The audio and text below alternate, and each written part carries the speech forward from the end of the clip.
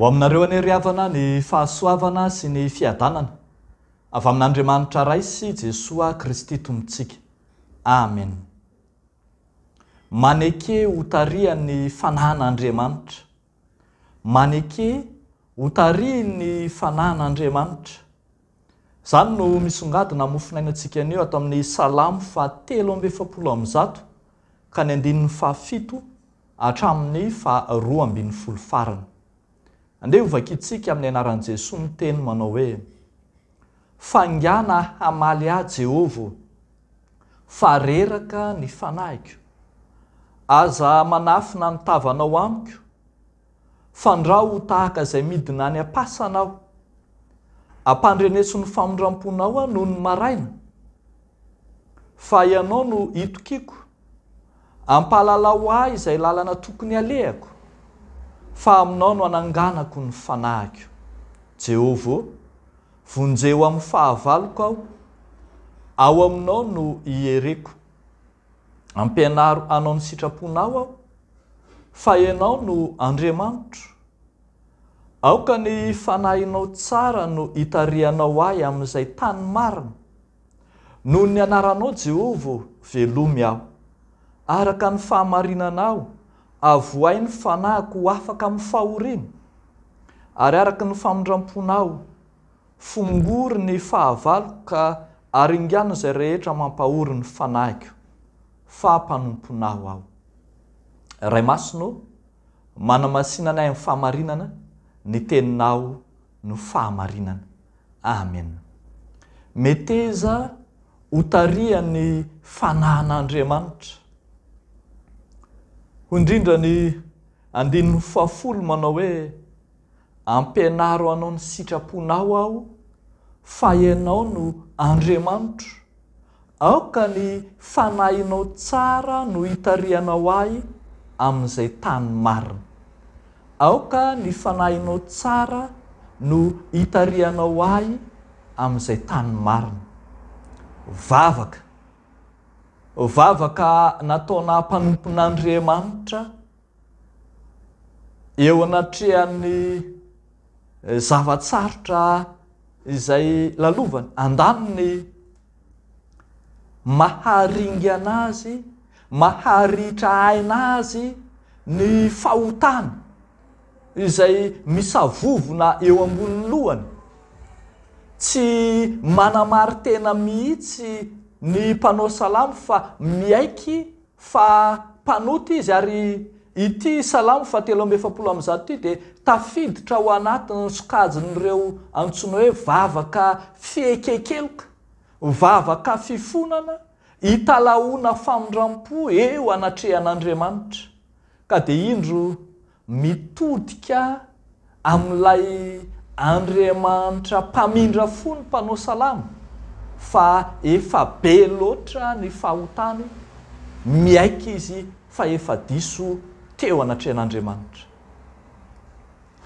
Fa etsekilan'izay dia mifanindran-dalana amin'ny vesatry ny fahotany, ny habetsaky ny fampahoriana izay mahazo azy, fampahoriana izay miatra manaina, noho ny afitsoko ny fahavalo izay mitady hifofony ainy, ary fahavalo izay heverina fa manenjika ny fanahiny, ka mahatonga azy hihery na hiafina hatrany andavaka mihitsy aza. Eo anatrehan'izany zava-manahirana roa loha izany dia miantso an'ilay fanahin'Andriamanitra, fanahy tsara avy amin'Andriamanitra ny mpanao salamo, mba hitodika hijery azy.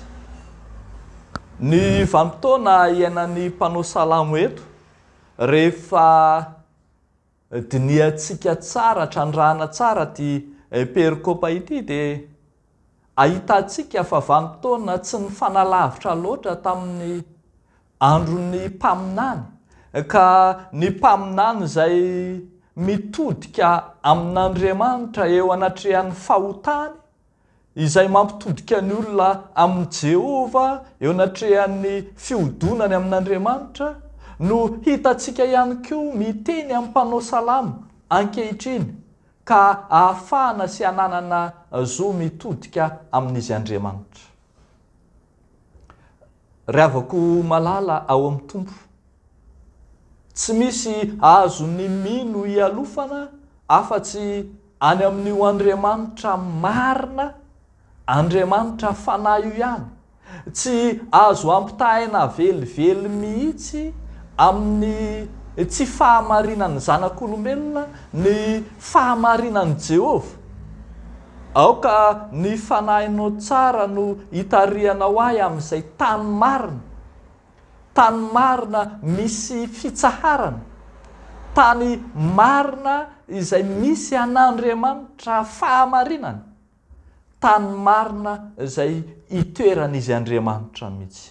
Arak'izany dia na toy inona endrim-pahafatesana ateraky ny fahotana, na toy inona endrim-pahafatesana izay entiny naloza manambana noho ny afitsoko ny fahavalo, dia mahita fitsaharana ny mino ao amin'ny lay Andriamanitra fanahy, ao amin'ny lay Andriamanitra izay fanahy tsara mitsinjo ny olona. Mampahatsiaro atsika fa zany no ambaran'ny apôstôly Paoly raha niresaka ho an'ny fiangonana tany Roma izy.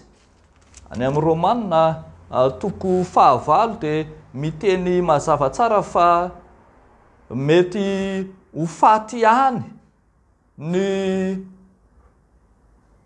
nofo noho ny amin'ny ota, fa ho velona mandrakizay kosa izy ao amin'Andriamanitra noho ny fahamarinana.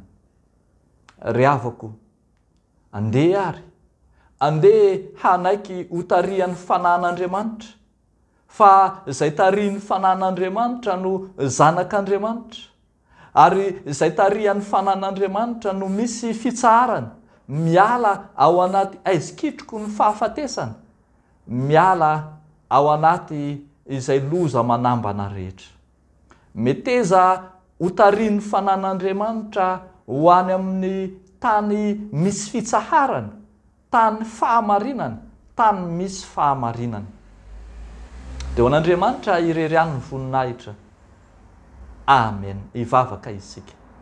Raha eo falo misaotra anao zahay, misaotra ny amin'ny fitarihanao lalana anay, ny fanekenao Andriamanitra hitsinjo anay, hihevitra anay, hitarika anay, ka hoenao Andriamanitra mihitsy no eo aloha, mpitarika, mpibaiko, ary mitondra anay ho amin'ny fitahiana mahatretrika. Isaoranay ny fanahinao masina izay efa nomenao anay tsiraray avy. Isaoranay ny fitarihan'ny fanahinao masina. Ankehitriny izahay mivavaka, indrindra amin'izao herinandro ny fanahy masina izao, manomana ny fonay hiatrika ny Pentekosta, ilay fotoanan'ny fanahy, ilay fotoanan'ny voninahitra, fotoanan'ny famirapiratana Andriamanitra. Da io ny fiaraha-mivavaka ataonay rehetra mandritra ity herinandro ity, hanomezanay voninahitra ny fanahy masina. Anao ny dera sy ny laza hatramin'ny taloha indrindra koa mandrakizay. Amen.